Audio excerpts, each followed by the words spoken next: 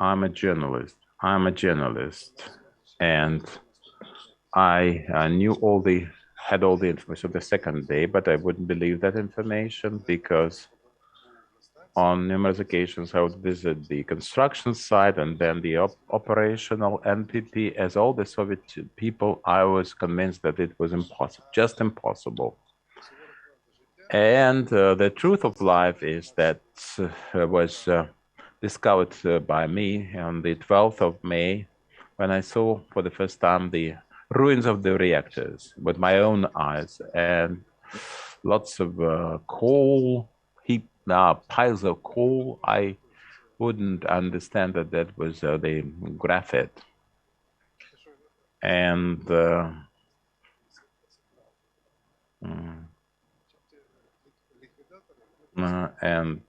liquidators were all scattered for assigned to different areas, and they didn't know enough about the exposure and the threat to their lives.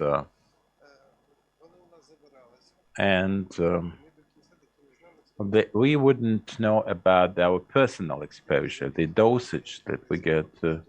I was accredited as journalist at the governmental commission for liquidation of the after effects. And there was the section that would build the sarcophagus. And there was some control there. So starting from the beginning of May until the 30th of November 1986.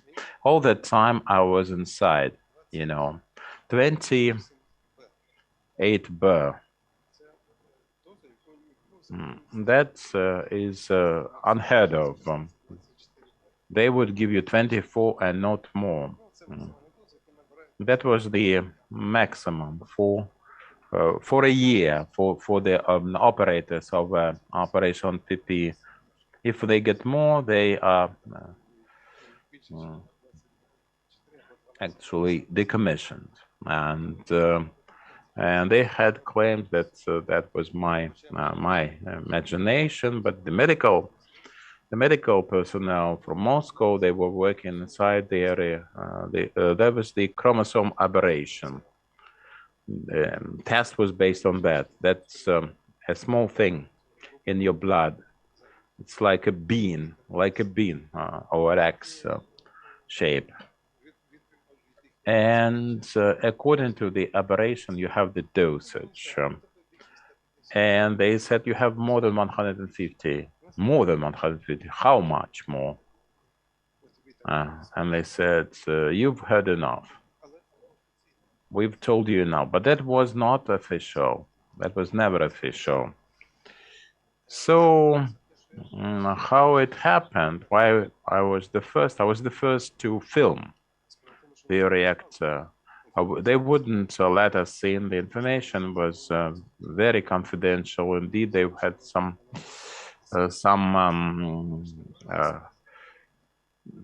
checkpoints, several of them, as you go, and they would turn you away. My military service was in the aviation, the Air Force, and we had I still had my connections with the military, so I decided to fly to the area, and we had a letter, we put it together. I went to the staff and they took it. People were involved with the liquidation. They couldn't play the games of information blockades, red tapes, and the very next day, when I got to Chernobyl, they decided that I had to stay there. I was accredited. I was arrogant enough to go to the governmental commission to get an interview. Do you know why? There were enough eyewitnesses around it, but head of the governmental commission gave me the okay for putting it on head of the governmental commission. Every day at 10 would brief Gorbachev, Mikhail Gorbachev, then the secretary of the Central Committee of the CPSU. He would report not to the Ukrainian leader of the communists, but to Gorbachev directly. When we discussed that, he told me the truth because there was no reason for hiding it anymore.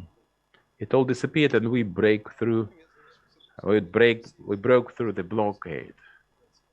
And all the stages of liquidation, the works, I was there, the civil works, I had the coverage, lots of the footage disappeared.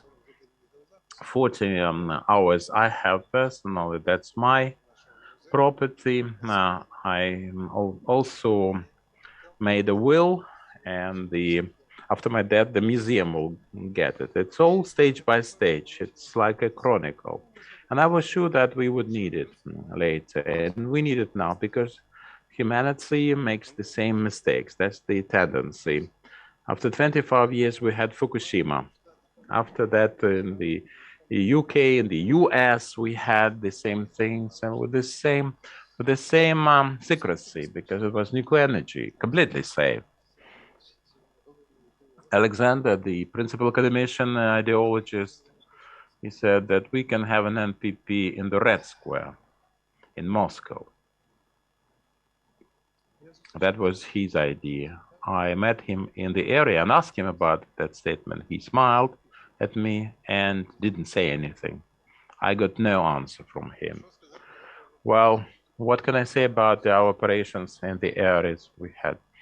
The real people. The people who couldn't do it would just use any kind of excuse to escape. So the rubbish escaped it, but the manly people, the vigorous people, the courageous ones stayed on.